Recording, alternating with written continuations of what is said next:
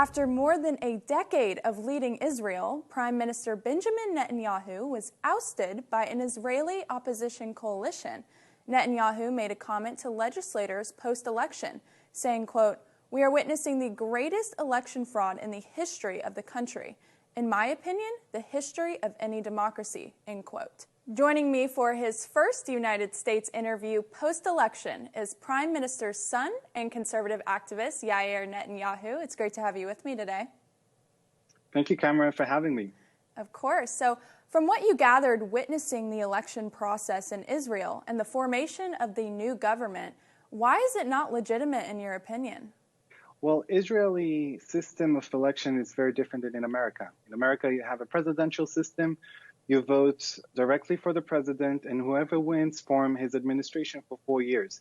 Israel is very different. We have a parliamentary system made up of many parties, not just two, like in America, Republican and Democrat. We have something like 13 or 12 parties, and we vote for the party, and then those parties should form a coalition in order to get a majority out of the parliaments. So in the last elections, out of our parliament with 120 seats, the conservative party of my father, the Likud, received 30 seats, which is the highest amount. The next in line after him is the leader of the left-wing party, of the major mainstream left-wing party, Yair. He got 17. Now, who was appointed to the prime minister of Israel now is a person named Naftali Bennett, who won only 7 seats out of the 120. So my dad won 30 and he won 7 seats out of 120. Now, he presented himself during the elections as even more conservative than my father, more right-wing, more hawkish. But he agreed to a deal with all the left-wing, communist, most radical parties in the Israeli parliament to become their puppet prime minister, because with 7 seats, he doesn't control anything in the government.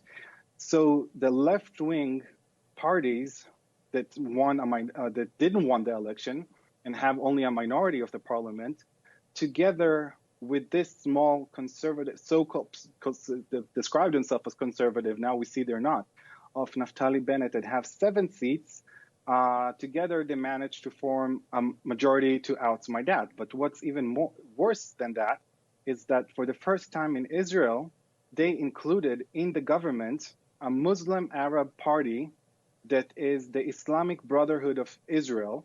You know, the Muslim Brotherhood of Israel supports terrorism, visit terrorists in jail that murder Israeli children and call them heroes, openly calls for the destruction of Israel and creating a Sharia Islamic country of Palestine on its ruins. And they are, for the first time in Israel history, are included in this government and have a veto of every decision in this government, and they could dissolve this government at any given moment. So Prime Minister Bennett and all the other ministers are completely hold in their hands of this anti-Zionist Islamic party, which is, by the way, a sister party of Hamas in Gaza. We just had a war with Gaza, with Hamas, which is a terror organization, according not just Israel, but according to the United States as well. So they are represented not only in our parliament, but also in our government. And do you believe this may pose a threat to Israel's democracy? Well, we already see that this government, because they know they don't enjoy the public support. Right now, Bennett's party in all the polls don't even pass the threshold to get inside the parliament. So he's so small, he don't even the 7 seats that he won in the last elections by fraud, by promising he's more to the right of Netanyahu. So this is a very dangerous government that don't enjoy the public legitimacy and public support. And we already see they're planning to legislate very totalitarian laws to make sure that the head of the opposition, who's my dad, won't be able to run against them. Spoken about the Israeli media being very against you and your family. Do you believe the media had an impact on the election? Well, the situation with the media market in Israel is really horrific. All we have is 2 channels that one of them is the equivalent of MSNBC and one of them is the equivalent of CNN, only 10 times more radical. And really it looks now, since the formation of this new government, like the North Korea television with report on their government. There is absolutely, they were killing my dad for all these years and really doing shameful things for him, and not just for him, for all the conservative population in Israel, and mocking conservative voters, etc. in Israel. But they always said that they're doing it because the media role is to criticize the government. And lo and behold, now there's a new government, the most radical left-wing Islamist government in Israel history. And suddenly the role of the media is not to criticize the government, but to criticize the opposition. Now, they're only singing praises for this new government and their puppet prime minister, but they're attacking nonstop the opposition and the head of the opposition, which is my dad. So it's very strange. What is their excuse now? And it's a big problem in Israel. It's really radical, one-sided media situation here. Ending on a more positive note, what do you think your father's greatest achievement during his term is? Well, the most recent one is making Israel the only country in the world to overcome COVID-19 from his personal relationship with the CEO of Pfizer. He managed to bring all the vaccines Israel needed, and Israel is the most vaccinated country in the world.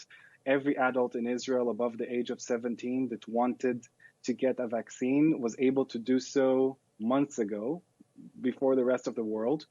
And we are the only country that's completely vaccinated all our adult population. And we're the only country that have no masks anymore, that life has been back to normal like 2019. Concerts, stadiums, restaurants, everything is open without any limitations and without any lockdowns. So I'm very proud of that. And of course, I'm very proud of the 4 peace treaties he made together with President Trump, with 4 Arab countries for the first time in Israel's history. Peace for peace, not peace for land, not peace for giving up on our essential assets, just peace for peace, real warm peace with the UAE, Bahrain, Sudan, and Morocco. And of course, he transformed the economy of Israel from socialist, almost communist economy with very low GDP to one of the most prosperous and wealthy and capitalist and open market economies in the world. Our GDP per capita surpasses now France and Japan, and it's on the Bloomberg rated Israel's economy as the top 20 in the world. He also have a very strong achievement together with President Trump, moving the American embassy from Tel Aviv to Jerusalem, the American recognition of the Golan Heights. Thank you for shedding light on that. Yair Netanyahu, son of former Prime Minister of Israel. Thank you for joining me on One American News. It's been a pleasure. Thank you so much for having me. Thank you.